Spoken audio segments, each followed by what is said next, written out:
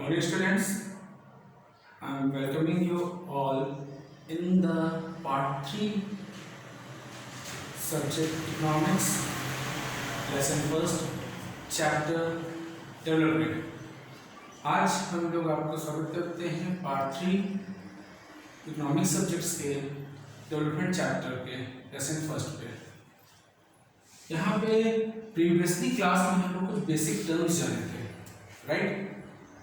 Now from moving onwards, उसी आगे से हम लोग जो पार्ट 2 में जहाँ तक बेसिक टर्म्स बताए थे उसके आगे पार्ट 3 में हम बताने जा रहे हैं। ये बेसिक टर्म्स हमने आपको बताया था कि दे आर वेरी इंपॉर्टेंट, ये बहुत इंपॉर्टेंट है क्योंकि as we are study development chapter हम लोग पढ़ रहे हैं जिसमें ये सारे बेसिक टर्म्स हमारे लिए बहुत ज़्यादा इंपॉर्टेंट है। So we are moving forward. Next basic terms is GDP, gross domestic product. What are the gross domestic product? It is the total market value of all finished goods and services. It is the total market value of all finished goods and services produced within a country during a set time period annually. मतलब कि ये total market value होता है। दो तरह की value होती है, एक हमारा होता है मैन्युफैक्चरिंग कॉस्ट, जब कोई प्रोडक्ट हमारा इंडस्ट्रीज में बनता है, ठीक है, तो उसकी जो बेसिक कॉस्ट आती है जिसको मैथ्स की भाषा में आमतौर पर हम लोग कॉस्ट प्राइस कहते हैं, राइट? कि या यूँ कह लीजिए मैन्युफैक्चरिंग प्राइस जिसे कहते हैं, वो बेसिकली होता है इंडस्ट्रीज प्राइस एक तरह से होती है। वो मैन्युफैक्चरिंग कॉस्ट में जब प्रोडक्ट बन करके तैयार होकर के निकलता है तो रास्ते में जितने भी ट्रांसपोर्टेशन चार्जेस और जितने भी एक्साइज ड्यूटीज और जितनी भी अदर ड्यूटीज होती है वो उसमें ऐड होती है। ऐड होने के बाद वो मार्केट में पहुंचती है, फिर उसकी मार्केट वैल्यू बढ़ जाती है, राइट? तो उसी तरह टोटल मार्केट वैल्यू, पूरा total sum of all total market value of all finish goods, सभी तरह के फिनिश गुड्स हमारे एक गुड्स होता है दो तरह से, सेमी फिनिश गुड्स और फिनिश गुड्स। कुछ रॉ मटेरियल्स गुड्स होते हैं, मटेरियल गुड्स होते हैं, बट फिनिश गुड्स जिसके बाद उसकी मैन्युफैक्चरिंग ज़्यादा नहीं हो सकती, उसको और चेंज नहीं करते। तो फिनिश गुड्स जो कि मार्केट में जाकर के सेल होते हैं, the total market value of all finished goods and services produced within a country during a set time period, यानी कि एक टाइम पीरियड, आमतौर पर ये टाइम पीरियड हम लोग एनुअली लेते हैं, ठीक है? So GDP is what? It is the total market value of all finished goods and services within a country during the set time period, that is the GDP, gross domestic product. Now India's GDP rank, जैसे कि सभी countries का GDP rank होता है, India का GDP rank हमारा 5th है। As पर सेंसस 2019 की रिपोर्ट के अनुसार इंडिया का GDP यानी ग्रॉस डोमेस्टिक प्रोडक्ट रैंक जो कि नॉमिनल लिया गया, नॉमिनल रैंक 5th है। इंडिया की GDP growth rate 4.2% as per 2019 census. Bharat की gross domestic product growth rate जो है 4.2% है, जो कि 2019 सेंसस के अनुसार है। Now we are discussing about GDP by sector. As we know we have many various sectors from where we earn और we have a sources of income for our country. So हमारे पास कई sectors हैं जहां से भारत की income earn होती है, जो हमारे नेशंस को वेल्दी करते हैं। तो जीडीपी अलग अलग सेक्टर्स का क्या है? As per 2019 census, gross domestic product by agriculture sector is 15.4%, from industrial sector 23% and services sector 61.5%। They have contributed, ये सभी जो सेक्टर्स हैं कंट्रीब्यूट करती हैं जीडीपी यानी ग्रॉस डोमेस्टिक प्रोडक्ट में अपना growth rate. Now next term is gross national income, that is GNI. It is the total amount of money by a nation people. What it is? It is a total amount of money. जो amount of money, जो पूरा पैसा जो सम होता है हर कोई अपने nation में कमाता है, चाहे सैलरीड पर्सन हो, चाहे बैंकिंग एम्प्लॉय हो या कोई भी हो, तो हर इंडिविजुअल्स प्राइवेट गवर्नमेंट जितने भी तो टोटल अर्न करते हैं. It is a total amount of money earn by a nation. Nation जो अर्न करता है किसके through? People. Nation people and businessman, इनका जो अर्निंग होता है, राष्ट्र के लोगों की जो अर्निंग होती है, आय होती है, या बिजनेस लोगों की जो आय होती है, इनकम होती है, उन सब का total amount. It is used to measure and track a nation's wealth. इसका इस्तेमाल किस लिए किया जाता है? इसका इस्तेमाल राष्ट्र की आय, संपत्ति निकालने के लिए किया जाता है, कि कैलकुलेट करने के लिए कि एक राष्ट्र की आय कितनी होती है. हर राष्ट्र की, हर नेशंस की अपनी अपनी इनकम होती है, उसी तरह इसकी भी इनकम निकाली जाती है. It is used to measure and track a nation's wealth from year to year, और ये एनुअली बेस पर ही होता है. इंडिया जीएनआई मींस भारत का gross national income as per capita, जो पर कैपिटा के बेस पर निकाला गया था, वाज 2020 यूएस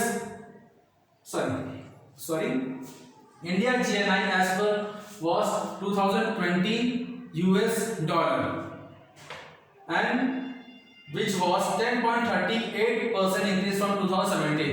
इंडिया का जो gross national income as per capita income के बेस में निकाला गया था, जो कि 2018 का ट्रेंड है. सेंसस 2018 के रिपोर्ट के अनुसार that is 2020 US dollar, and it increase, ये 2017 से इंक्रीज रेट पे था 10.38%. Okay, next is gross national product. What is gross national product? It is the total value of all goods and services produced by a country, including the total amount of money coming from abroad. Mark my points, मेरे points पे ध्यान दीजिएगा. GDP and GNP are not the same thing. It is very very different. GDP हमारा gross domestic product होता है, जो product हमारे country के अंदर बनती है, वो प्रोडक्ट जो है कंट्री के अंदर बनती है, मैन्युफैक्चर होती है, उससे जो हमारा इनकम होता है वो जीडीपी में जाता है. But GNP gross national product, यानी कि यहाँ पे नेशनल प्रोडक्ट बोला जा रहा है, लेकिन वो नेशनल प्रोडक्ट में क्या क्या इंक्लूड होता है? It is the total value of all goods and services. सभी गुड्स और सर्विसेज की जो टोटल वैल्यू होती है बाय अ कंट्री, किसी कंट्री की, इन अ ईयर, एक साल में, including the total amount of money coming from abroad, यानी कि उसको भी लिया जाता है, उन इनकम सोर्सेज को भी लिया जाता है जो अब्रॉड से आते हैं. अब अब्रॉड से कैसे आते हैं? मींस कोई एम्प्लॉय है जो इंडिया की किसी प्राइवेट कंपनी में काम करता है, बट उसको कुछ समय के लिए प्रोजेक्ट पर्पज से बाहर जाना पड़ा, वहां पे जाकर के वो अर्निंग कर रहा है, तो वो अर्निंग जो अपने देश में भेज रहा है, अपने घर में भेज रहा है, that is income from abroad.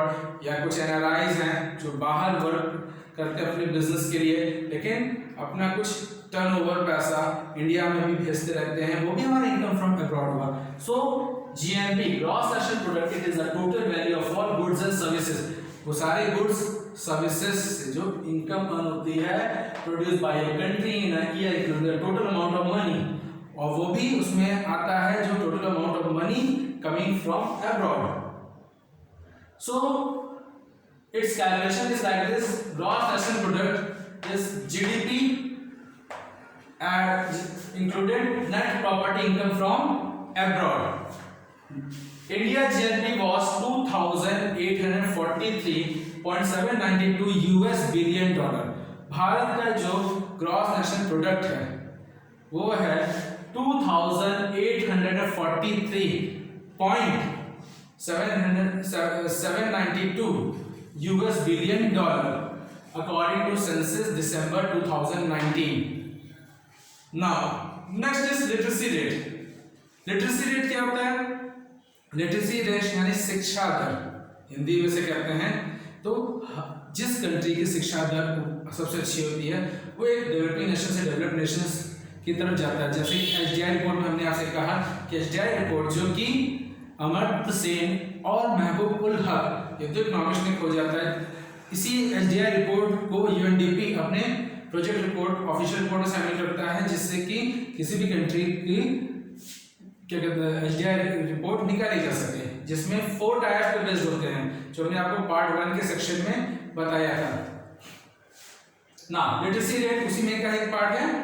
Literacy rate क्या है? It is the percentage of people in a certain population और कंट्री, वो प्रतिशत लोग जो किसी आबादी में या किसी राष्ट्र में होते हैं that have the ability to read and write, mark my points, जिनकी योग्यता होती है लिखना और पढ़ना, यानी कि अगर वो पढ़ सकते हैं तो लिखना भी जाने, जरूर ये नहीं कि पढ़ तो लेते हैं और लिख नहीं पाते हैं, बहुत पूरी तरह से बहुत लोग नहीं लिख पाते हैं। आपको क्वेश्चन ये होंगे कि लिख, अगर पढ़ पा रहे तो लिख तो पा रहे हैं, नहीं, अगर वो पढ़ रहे हैं लेकिन ढंग से लिख नहीं पा रहे हैं तो लिटरेसी रेट उसमें काउंटिंग नहीं पाती। पर हाँ, जो रीड एंड राइट, जो पूरी तरह से लिख सकता है और उसको पढ़ भी सकता है, इसलिए यहाँ पे एंड लगा दिया, और नहीं लगा, read and write, it is the percentage of people in a certain population or a country that have the ability to read and right.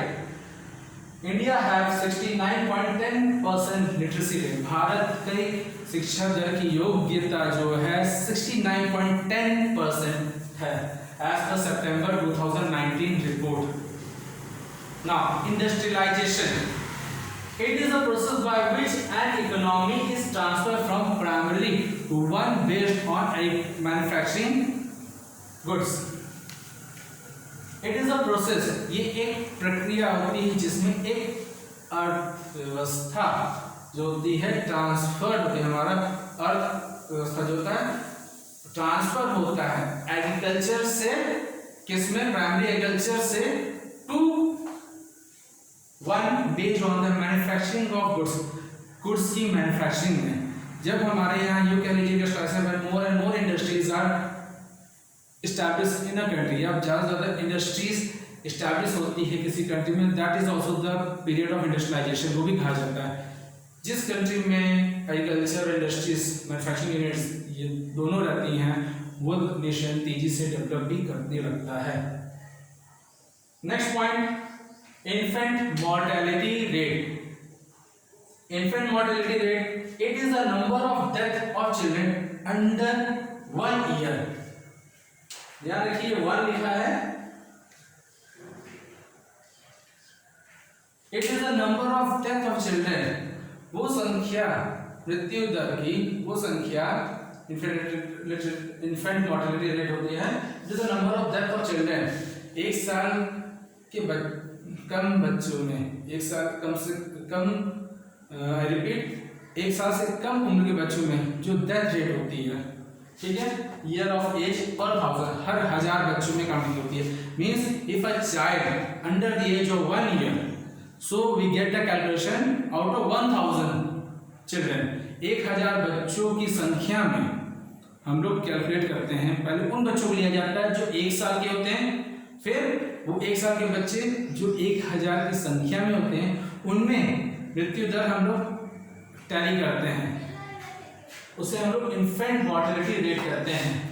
उन 1000 जिनका बच्चों में जितने लोग मरते हैं, 1 साल के जो बच्चे, जो टोटल संख्या में 1000 जिंदा बच्चे, उनमें जितने बच्चों की डेथ होती है, that is infant mortality rate, यानी कहिए शिशु मृत्यु दर हिंदी में कहते हैं। India infant mortality rate, Bharat की शिशु मृत्यु दर जो कि 2018 सेंसस के अनुसार क्या है, वॉज 32 आउट ऑफ 1000, यानी कि 32 हर 1000 में है। अगर परसेंटेज में देखा जाए 3.2% है। Okay, now few of the part is remain. I will discuss about the last topic in the next section completely. Okay.